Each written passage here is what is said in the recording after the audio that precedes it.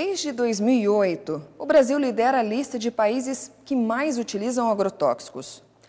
Nossa equipe conversou com especialistas que ressaltaram os riscos que esses produtos causam à saúde. Acompanhe. Para a professora de agronomia, Adriana Labinas, a plantação de produtos orgânicos é uma opção, porém o espaço no mercado ainda é maior para os produtores que utilizam agrotóxicos. Olá, professora Adriana. É mais difícil cultivar sem agrotóxico? Olha, não é. Cultivar com uma determinada tecnologia, no caso o uso dos defensivos agrícolas ou agrotóxicos, ou sem, é uma escolha, é uma opção. O que eu acho que mais importante é que o produtor que adota produzir com ou sem o defensivo agrícola, ele tem que assumir para si o ônus e o bônus. Veja bem, você vai na farmácia, os remédios é muito mais caro. E além de você comprar o remédio, você ainda vai ver se aquele remédio vai te fazer bem, né? Se vai fazer efeito. Então é coisa assim que, no meu ponto de vista, ainda é orgânico. Porque é mais saudável, é mais saúde para o povo, então eu prefiro o orgânico. Por um lado, as exigências do mercado acabam dificultando para os produtores orgânicos. Por outro, cresce a preferência por alimentos sem agrotóxicos. Seu Laerte e Dona Ângela nos falam das vantagens da produção livre dos defensivos agrícolas. Quais são as vantagens de plantar sem agrotóxico? A vantagem é que a gente evita de uma contaminação pessoal, porque os agrotóxicos trazem para a gente, né, uma contaminação muito grande. E sem contar a durabilidade de cada produto. Se você guardar um produto, um alface, por exemplo, né, na geladeira, com certeza ele vai durar pelo menos 8 dias a mais do que o convencional. E a procura é boa? A procura é muito boa. Olha, a vantagem é que é bom para a minha saúde e para a saúde do consumidor, porque eu não uso agrotóxico, né? Só coisas naturais, e o consumidor também que vai consumir um produto saudável, né? Mas segundo a engenheira agrônoma, é possível minimizar os riscos no uso de agrotóxico, respeitando o intervalo de tempo determinado pelo fabricante. Para um profissional usar o defensivo agrícola, recomendar o uso de um defensivo agrícola, ele passou pela escola, ele tem critérios e ele tem obrigação de posicionar esses critérios para o usuário, no caso o produtor. Então, o agrônomo, nesse caso, o profissional legalmente habilitado para usar essa ferramenta, ele vai definir, junto com o fabricante, respeitar o anúncio do fabricante por uma coisa muito importante, o intervalo de segurança. Ou seja, quando foi que eu apliquei o meu produto e depois de quanto tempo eu posso colher? Respeitado o intervalo de segurança, o risco é minimizado. A recomendação é que se descasque os alimentos antes de consumi-los. No caso da laranja e do abacaxi fica fácil. Mas o que fazer com os produtos que são ingeridos por inteiro? Por que normalmente a gente ouve a recomendação lavar e higienizar? Porque um dos processos que contamina muito é a manipulação do produto. Então, desde a colheita até a utilização na cozinha, o consumidor, aquele produto passou na mão de tanta gente, em tantas embalagens. E falando nisso, segundo a nutricionista Verônica Mello, antes de comprar frutas e vegetais, é fundamental verificar a casca.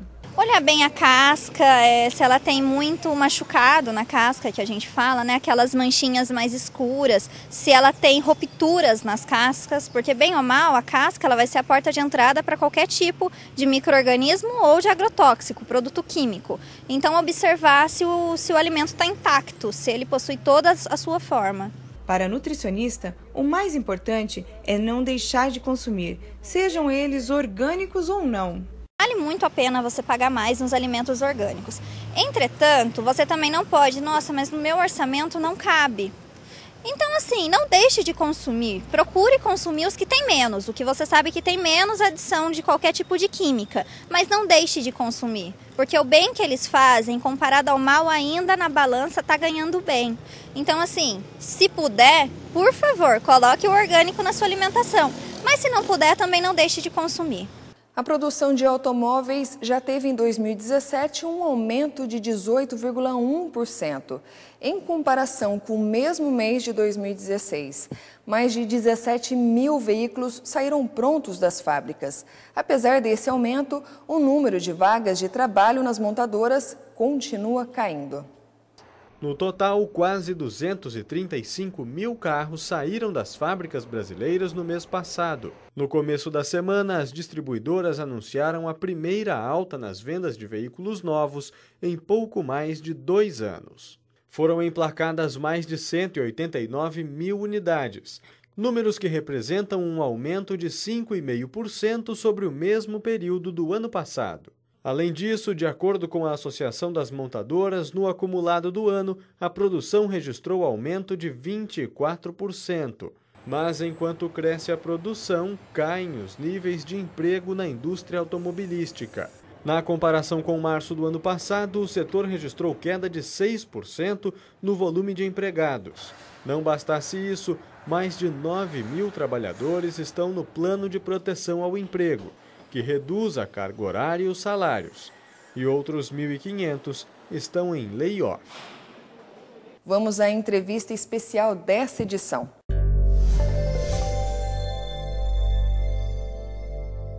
Tudo bem?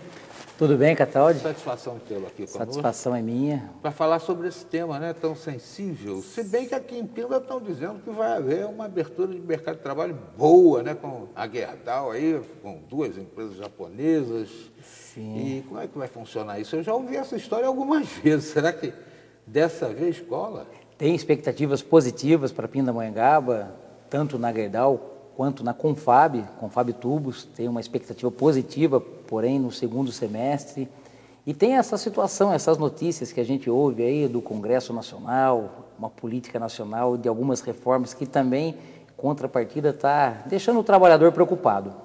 Ora notícias positivas, ora notícias negativas. Aqui no Vale a gente está tendo até uma boa notícia de uma luta de muitos anos, né, que agora se consumou na sua gestão. Estão pagando mesmo o pessoal da Confab? Sim, também. Eu vejo uma fila grande lá na Casconoma, mas como tem esse negócio de fundo de garantia inativo, eu não sei exatamente quem é que está naquela fila.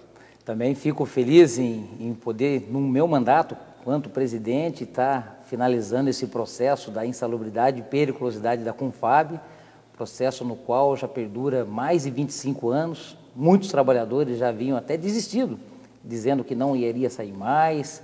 Muitas pessoas já morreram, não vão poder usufruir do seu devido valor, mas o processo saiu, o sindicato está pagando as pessoas, é uma injeção na economia da cidade. Eu vejo que, de certa forma, também uma boa notícia, tanto para a economia local, quanto para as pessoas que estão lá recebendo o seu valor. E o processo está aí, está sendo pago. Hoje no sindicato tem um movimento muito grande, as pessoas estão indo ao sindicato, porque nós fizemos uma parceria com a Caixa Econômica Federal, para que a pessoa possa ir lá na agência da Caixa.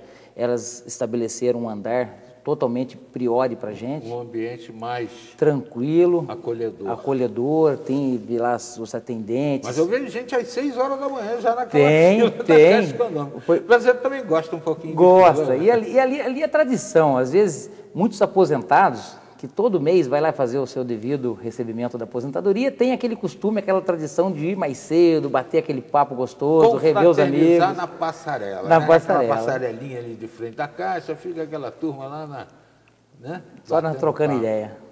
Agora, vai valer tudo. Está liberado. Está liberado. E, ao mesmo tempo, eles dizem que isso aí vai dar mais garantia para o trabalhador, porque ele vai entrar primeiro contra a terceirizadora, depois contra a empresa, enfim, se ela não tiver dinheiro. Mas lá no Supremo, o ministro novo, né, o Alexandre, já disse que a União não tem que pagar nada quando ela for chamada. E aí, como é que fica? Então, foi sancionado na última sexta-feira esse projeto de lei que já estava engavetado desde 98. Bom que se diga que isso é coisa do Fernando Henrique ainda. Coisa do Fernando Henrique, que o presidente Lula ele conseguiu cancelar, ele anulou enquanto presidente da República, e foi tornado a público, foi votado muito rápido no Congresso e foi aprovado. O presidente sancionou, o trabalhador está preocupado, o trabalhador está ansioso, porque há 3 anos, Cataldi, quando estava em trânsito a PL 4330, que também era terceirização, tinha algumas prerrogativas da PL 4330, que era um outro projeto de terceirização, um pouco mais brando do que esse. E esse projeto, que foi aprovado, 4302, se eu não me engano, ele está liberado para terceirizar todas as atividades em todos os setores. E isso, no entendimento do sindicato, no entendimento de muitos trabalhadores, é precarização. O trabalhador ele pode estar sujeito a algumas limitações. O contrato temporário, que hoje, em muitas convenções coletivas, eles têm um prazo de até 90 dias. Com o trabalho temporário, ele pode estender até 9 meses. Algumas situações, após o período de, uma certa forma, uma demissão, ele perde alguns direitos e vai terceirizar, né? Eu vejo que são 13 milhões de trabalhadores terceirizados no Brasil e 50 milhões de trabalhadores com contrato direto. A legislação está querendo garantir esses 13 milhões. E o entendimento das centrais sindicais, do sindicato, é que, ao invés de legalizar 13 milhões, eles poderiam cancelar essa lei, deixarem todos os trabalhadores hoje terceiro contratados na empresa principal. A gente conversa com os trabalhadores de anseio e segurança, refeitório, que hoje têm a liberdade de fazer uma terceirização, a legislação permite, e eles reclamam de condições de trabalho, de discriminação no local de trabalho, de salário menor, de assédio. É muito difícil ter uma fiscalização mais ativa, mais próxima desses trabalhadores terceirizados. E o entendimento que os trabalhadores receberam após essa sanção que o presidente fez foi que foi muito rápido, que não teve o debate devido com as centrais sindicais, com os trabalhadores. Para o telespectador ter uma ideia, eu fui síndico de um condomínio grande na Barra da Tijuca, no Rio de Janeiro, e tínhamos a portaria terceirizada, né? Quando eu fui conhecer a firma que fazia essa oferta de serviço, ela não pagava o INSS, não pagava as obrigações sociais, isso passou a ser responsabilidade nossa, né, como contratante, e na sala em que ela funcionava, havia apenas um banco de Kombi, não tinha mais nada. Não dá. É assim que funciona a coisa, por isso a razão do nosso medo. O Fernando Henrique, quando era presidente, disse que aposentado que saía do mercado de trabalho cedo era vagabundo. Agora o Temer está dizendo que realmente a gente só vai se aposentar, se não morrer, lá com um somatório de 90 anos, sei lá. Não, a reforma dele é diferente. Vamos falar sobre isso já já, no segmento da entrevista.